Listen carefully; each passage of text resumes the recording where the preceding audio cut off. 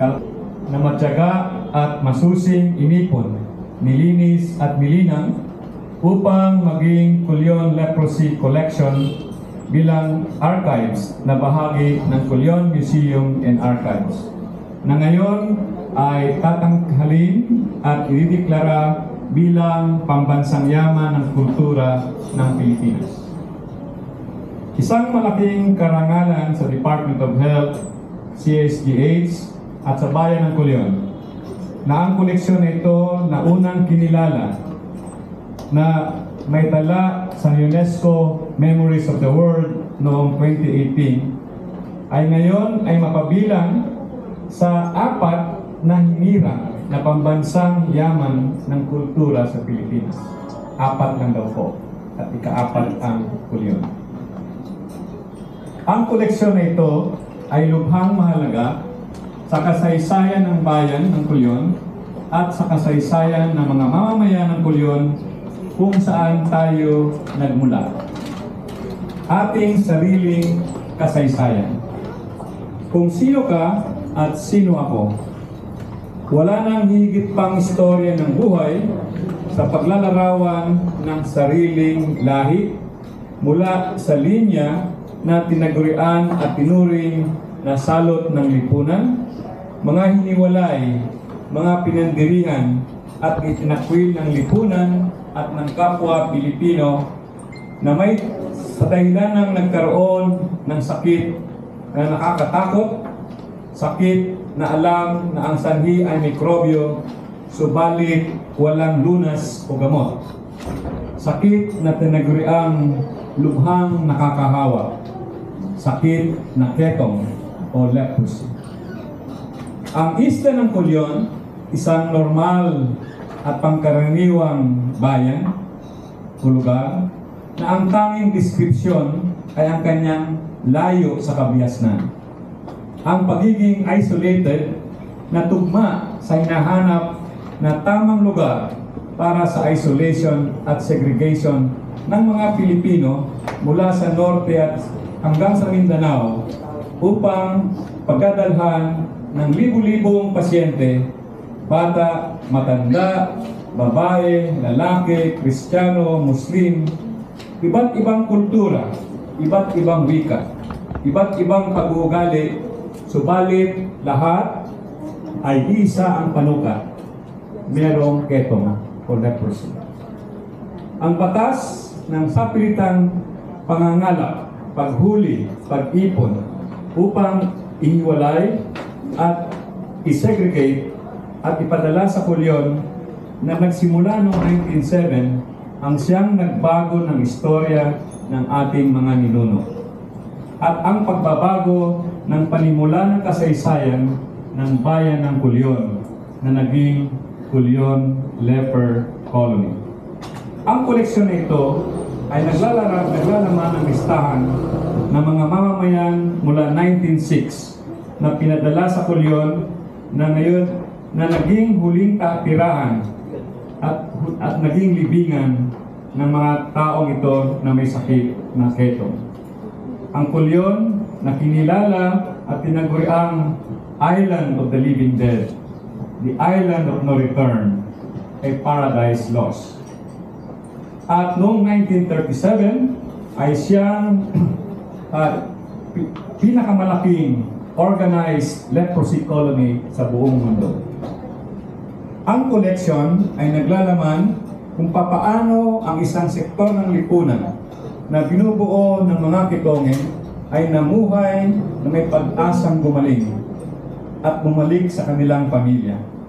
Kung papaano ang pamahalaan pinatakbo ang isang kolonya ng mga may sakit, ang pag-aaruga ng mga doktor, nurses, at kapwa-pasyente. Mahirap isipin kung paano namuhay ang ating mga ninuno na ang tanging hawak ay tiwala sa Diyos. Ang pag-aalay ng hirap, ang koleksyon ay nagpapakita ng kalakasan o resiliency ng lahing Pilipino na sa kabila ng pagdurusang pisikal, mental, emosyonal, Subalit, matatag na nabuhay na parang normal tulad ng ibang Pilipino sa ibang bayan at probinsya. Salamat sa ating mga pareng Jesuita, sa ating mga Mothering Saints Holy Church, mga pastor at mga misyonero. Namuhay ang ating mga ninuno sa kabila ng isolation at segregation, namuhay na parang normal na Pilipino. Ang koleksyon ay nagpapakita at ng pagsisikap ng kagawaran ng kalusugan na noon ay Philippine Health Service sa pagtuklas ng lunas na naiwasan ang patuloy na pagdami ng may sakit na ketong sa Pilipinas. Ang istorya ng leprosy sa Pilipinas at ang istorya ng pagkontrol ng ketong sa Pilipinas ay dito sa Kulyon nagmula. Makikita sa koleksyon na ang Kulyon ay naging meka ng mga dalubhasa at mga nag-aaral patungkol sa sakit ng leprosy. Ako ay lubos na nagpapasalamat sa National Archives of the Philippines kay Director Gina Manalo sa malaking tulong sa pagbibigay ng recognition at pagkilala nitong koleksyon na matagpo na magiging pambansang yaman ng kultura sa Pilipinas. Salamat sa Department of Health sa patuloy na pagsuporta sa gawain nito at pagdalo sa araw na ito. Salamat sa mga staff na karaniwan ay retired na o namayapan na naging katulong ko at kasama sa paglikom, pagsinop ng koleksyon na ito.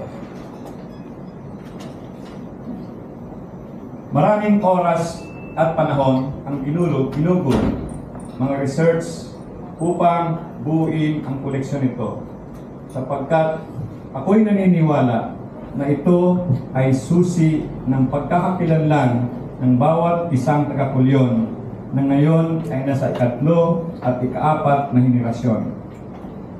Nasaling lahi ng mga pasyenteng hiniwalay at dinila sa Kulyon.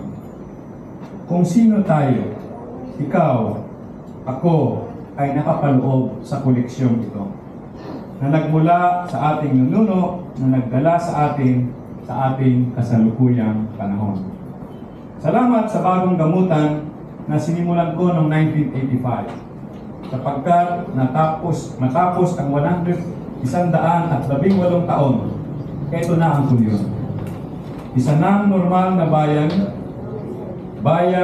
may henerasyon ng punong-puno ng buhay at pangarap, ang bagong Kulyon, a Paradise Brigade.